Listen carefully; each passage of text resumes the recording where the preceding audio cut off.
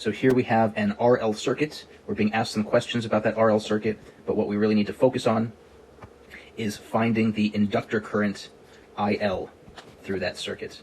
Once we find IL, then we'll be able to use that to solve whatever else we are interested in. To find IL, when the switch is thrown at T0, that means that we need to look at the circuit when T is less than 0 before the switch moves.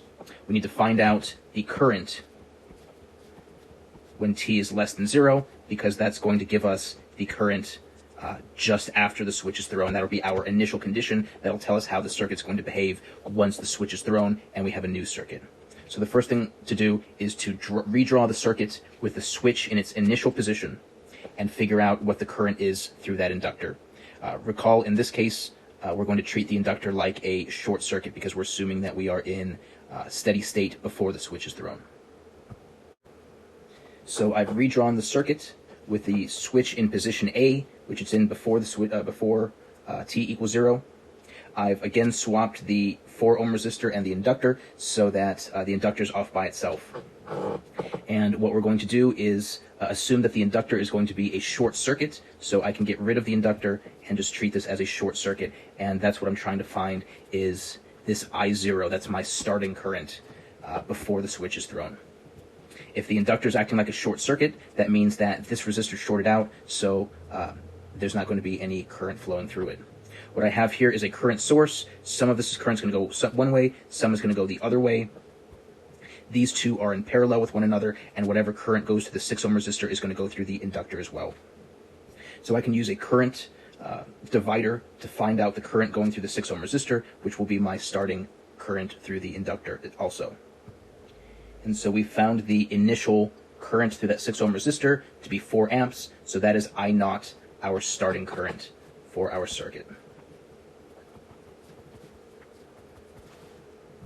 The second step is to look at T is greater than 0 after the switch is thrown.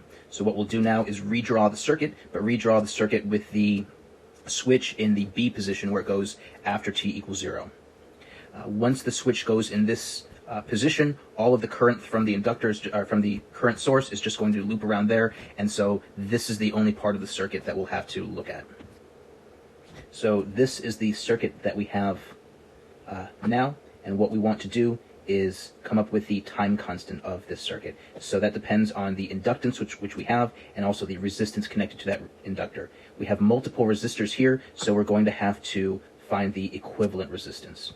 So what we're going to have to do is look from the inductor's perspective, like we have these terminals connected to the inductor, and we're going to look in those terminals from the inductor's perspective to find that equivalent resistance. And what we see here is that from the perspective of these terminals, the 6 and the 10 are in series with one another, and so we actually have 16 ohms in parallel with the 4 ohms, and our equivalent resistance will be 3.2 ohms. And so we can go ahead and redraw the circuit with the simplified resistance connected to it. Now we know that the time constant is L over R. We have values for both of those. And so we can find the time constant to be 0.1 seconds in this case. If we put all of that information together, we have the inductor current as a function of time now.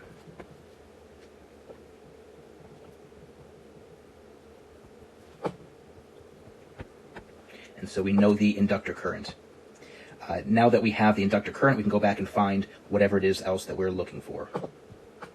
So the first thing that we're being asked is to find V0 for T is greater than or equal to 0. So that's where we have our inductor current.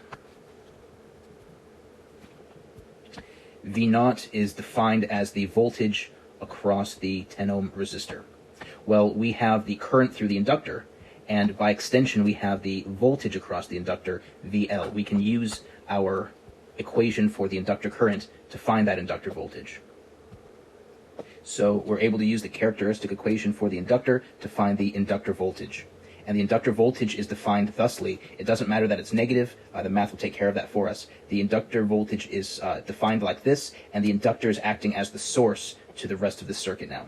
So this voltage is being applied to this path, and this voltage is being applied to that path as well. So what's happening now is, since the 6 and the 10 ohm resistors are in series with one another, this voltage is being divided across the two of them. So we can start with this voltage here, and we can use a voltage divider to find out how much voltage applied here is going to show up just on the 10 ohm resistor. So see how we use the voltage divider, where the inductor voltage is acting like the source. We take the inductor voltage and divide it, and we get the V naught as a function of time. As the inductor dissipates, the voltage will dissipate everywhere else in the circuit as well. The other thing we're being asked about is the total energy that's stored in the inductor that is dissipated by the 4 ohm resistor. So if we want a percentage, we need to compare how much energy is dissipated by the 4 ohm resistor and compare that to the total energy in the inductor. Well, we have an equation for the energy stored in an inductor. And so we can use the equation for the energy stored in an inductor. This is the total current right before the switch is thrown. And so we plug our numbers in, and we can say that we have 2.56 joules of energy stored in that inductor before the switch is thrown. And after the switch is thrown, the inductor is the only thing in the circuit that has energy. It's going to dissipate that 2.56 joules to keep the current running through the resistors.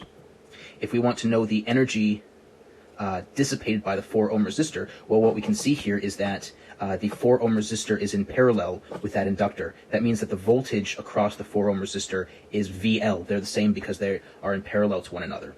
And so we can say that the power dissipated by that 4 ohm resistor is going to be V squared over R, which is going to really be VL squared over R, because the voltage across that 4 ohm resistor is VL. So we have a expression for VL that we found up here, and we can simply square that and divide by R. R is 4.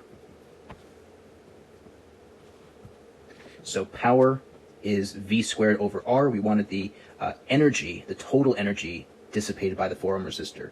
So we're able to find the power, but power is the energy per second. And so if we want the total power, the total energy that's dissipated, we need to look at the power, and we need to integrate that from 0 to infinity so that we can find the total energy dissipated by that 2 ohm resistor.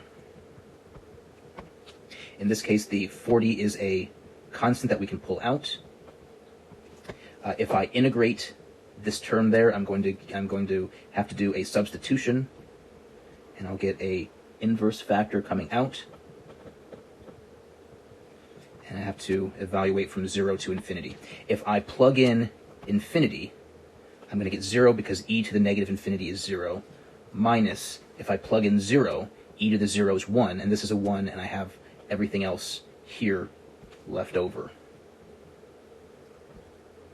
So I found the energy dissipated by the 4 ohm resistor. I found the power dissipated by that 4 ohm resistor, and I integrated from 0 when the switch was thrown to infinity, and that 4 ohm resistor dissipates a total of a little over 2 joules. The total amount of energy that was possible was 2.56, and so the percentage would be the amount of energy by the 4 ohm resistor divided by the total energy, and that comes out to be about 80%. So that would be the answer for part B.